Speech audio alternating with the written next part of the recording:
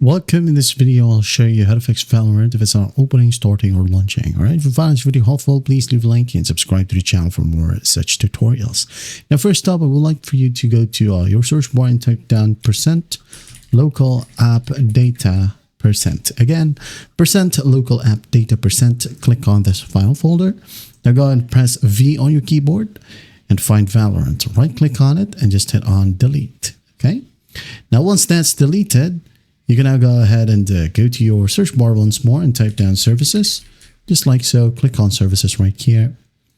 Now we're going to find a process called VGC. So again, click on one service and press V, and VGC will be selected. So double click on it. Make sure that the startup type is set to automatic. Now hit on apply. Wait for it. Now click on start. Okay. Wait for the process to finish. And then once that's done, just hit on OK. Now you can go ahead and restart your computer. If not, you can just go ahead and test it out first. If that won't work, well, restart your computer and everything should work perfectly fine now. That is it. That is how you fix Valorant if it's not opening, starting, or launching. I hope this video helps, and I'll see you in the next one.